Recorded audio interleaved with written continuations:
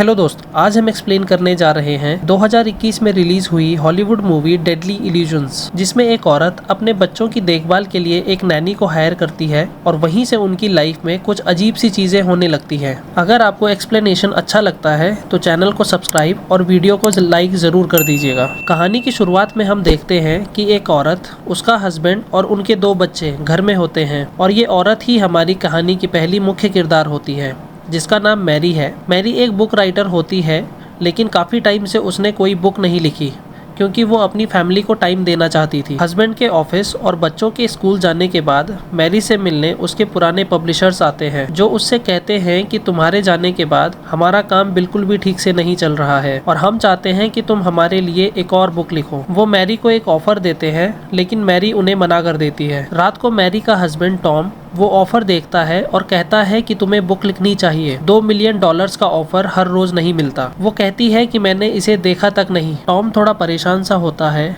और फिर वो मैरी को बताता है कि जो सेविंग्स उन्होंने रिटायरमेंट के लिए रखी थी, उसने उसका हाफ गवा दिया है एक ट्रेड के चक्कर में। फिर अगले दिन मैरी अपनी दोस्त इलेन को बताती है और इलेन उससे कहती है कि तो तुमने क्या सोचा लिखने के बारे में। मैरी इलेन से कहती है कि जब भी मैं बुक लिखना चालू करती हूँ तो मैं एक अलग इंसान बन जाती हूँ। इलेन मैरी को एक कार्ड देती है और कहती है कि इनसे बात कर लो, इनके पास बहुत अच्छी नैनी होती हैं जो तुम्हारे बच्चों का ख्याल रख सकती है और तुम अपना काम आराम से कर सकती हो। फिर मैरी वहाँ जाती है और डिसाइड करती है एक नैनी रखने के लिए। बहुत सारे इंटरव्यूज लेने के बाद वो ग्रेस का इंटरव्यू लेती है और ग्रेस ही होती है हमारी कहानी की दूसरी मुख्य किरदार। ग्रेस को बुक पढ़ना पसंद होता है और कुछ देर बाद मैरी को भी वो पसंद आने लगती है और वो उसे काम पे रख लेती है। बच्चे ग्रेस के साथ बहुत खुश रहने लगते हैं और वो बहुत परफेक्ट लगती है। इलेन मैरी के घर पे आई होती है और बोलती है कि ये इतनी परफेक्ट नहीं हो सकती। फिर ग्रेस बच्चों के साथ स्विमिंग पूल में जाने को कहती है और मैरी ग्रेस को अपना स्विम सूट दे देती है। इलेन मैरी से कहती है कि तुम इससे बच के रहना और तुम्हारे हस्बैंड को भी बचा कर रखना। तो मैरी इलेन से कहती है कि ऐसा कुछ नहीं है, तुम बहुत ज्यादा सोच रही हो। फिर रात में मैरी और उसका हस्बैंड टॉम एक दूसरे के साथ इंटीमेट हो जाते हैं और वो पहले की तरह अपनी लाइफ को जीने लगते हैं। अगले दिन मैरी बुक लिखने का ट्राई करती है, लेकिन उसे कोई टॉपिक नहीं मिल रहा होता। वो बाथरूम में जाती है और उसके पैर पर चोट लग जाती है। ग्रेस उसे बैंडेड लगाती है और इतने में मैरी देख लेती है कि ग्रेस के अंडरगारमेंट्स थोड़े पुराने से होते हैं। वो ग्रेस को शॉपिंग के लिए ले जाती है और वो उसे अंडरगारमेंट्स दिलाती है। वहाँ ट्रायल रूम में ग्रेस मैरी का हाथ अपनी ब्रेस्ट पे ले जाती है, जो एक मोमेंट सा बन जाता है। घर आकर मैरी अपने हस्बैंड से कहती है कि मैं सोच रही हूँ कि मैं अपनी फेस सर्जरी करवा लूँ और स्किन को थोड़ा टाइट करवा लूँ, लेकिन टॉम उससे कहता है कि तुम जैसी हो मुझे वैसे ही पसंद हो। अगले सीन में हम देखते हैं कि मैरी स्टोरी का फर्स्ट ड्राफ्ट पब्लिशर्स को सुनाती है, जहाँ वो सजेस्ट करते हैं कि स्टोरी अच्छी है लेकिन मदर को विलन बना दो, और वो सजेस्ट करते हैं कि उसकी बुक्स का बेस्ट पार्ट होता है डार्क साइड। तो मैरी वही एक्सप्लोर करने लगती है और ग्रेस को इमेजिन करने लगती है। फिर मैरी एक जिम में इलेन से डिस्कस कर रही होती है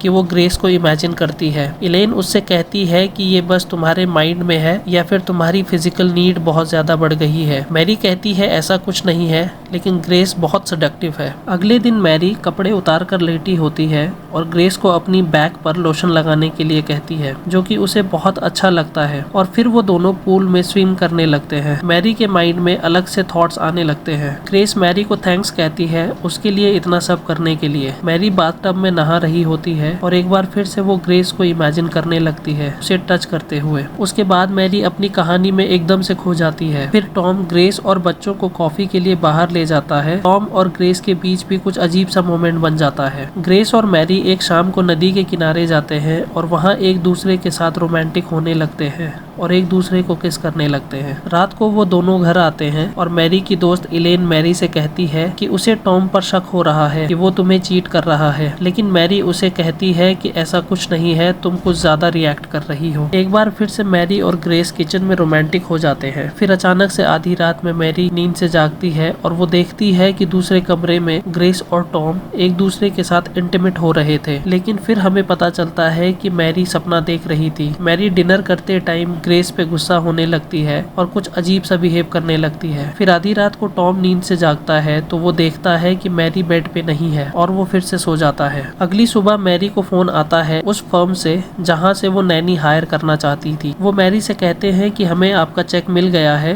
तो आप किस नैनी को हायर करना चाहते हैं। मैरी थोड़ी शॉक हो जाती है क्योंकि ग्रेस उनके घर में पहले से ही काम करने लगती है। वो कहती है कि हम ग्रेस को हायर करना चाहते हैं, लेकिन वो लोग कहते हैं कि इस नाम से उनके पास कोई भी नैनी नहीं है। मैरी को कुछ अजीब सा लगता है। इससे पहले कि वो कुछ सोच पाती, ग्रेस उसके पीछे खड़ी होती है और उसे लगता है कि मैरी को सब पता चल गया है कि वो उस कंपनी से नहीं है, लेकिन मैरी उससे कुछ नहीं कहती। फिर मैरी इलेन के ऑफिस जाती है जहाँ हमें पता चलता है कि इलेन मैरी की थेरेपिस्ट होती है। लेकिन मैरी के अंदर जाने के बाद हम देखते हैं किसी ने सीजर से इलेन का खून कर दिया है। वो पुलिस को फोन करती है और पुलिस स्टेशन में मैरी को पता चलता है कि रात को 1 बजे वो इलेन के घर गई थी और वहाँ उसके फिंगरप्रिंट्स भी थे। पुलिस मैरी को उसकी तरह दिखने वाली औरत की एक फुटेज दिखाते हैं और पुलिस मैरी पे शक करने लगती है और मैरी को इस बात का बिल्कुल भी विश्वास नहीं होता कि उसने ये सब किया है। फिर टॉम उससे पूछता है कि तुम कल रात को कहाँ थी। वो कहता है कि तुम 3 घंटे के लिए कल रात को गायब थी। हर जगह तुम्हारे प्रूफ्स मिले हैं,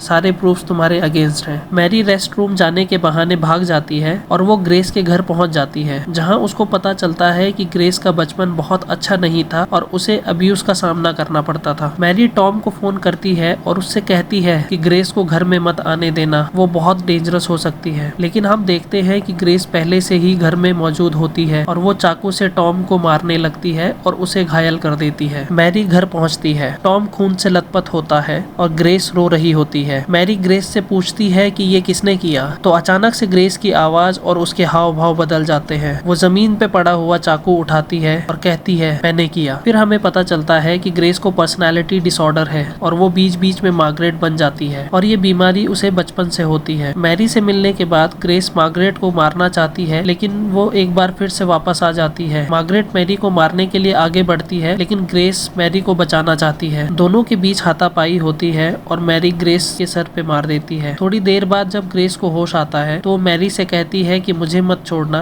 मैं तुमसे बहुत प्यार करती हूँ। अगली सुबह हम देखते हैं कि मैरी की बुक खत्म हो जाती है और उसकी फैमिली गार्डन में खेल रही होती है। मैरी इलेन की कब्र पे जाती है और अपनी बुक की एक कॉपी वहाँ छोड़कर आ जाती है। उसके बाद मैरी हॉस्पिटल में ग्रेस से मिलने जाती है, जहाँ वो ग्रेस का इलाज करवा रही होती है। फिर मैरी ग्रेस के साथ गेम खेलने लगती है। थोड़ी देर बाद हम देखते हैं कि एक औरत हॉस्पिटल से बाहर निकलती है जिसकी शक्ल पूरी तरह से दिख नहीं रही होती और हमारी कहानी यहीं खत्म हो जाती है। ये कहानी हमें बहुत सारे सवालों के साथ छोड़ जाती है, जैसे कि वो औरत कौन थी जो हॉस्पिटल से बाहर आई थी, क्योंकि इस मिस्टीरियस औरत को तब भी देखा गया था जब इलेन का खून होता है। दोस्तों, आपकी क्या राय है इस कहानी को लेकर? कमेंट सेक्शन में हमें जरूर बताइए और अगर आपको एक्सप्लेनेशन अच्छा लगा तो चैनल को सब्सक्राइब और वीडियो को लाइक जरूर कर दीजिए ताकि आपसे कोई भी वीडियो मिस ना हो। Thanks for watching.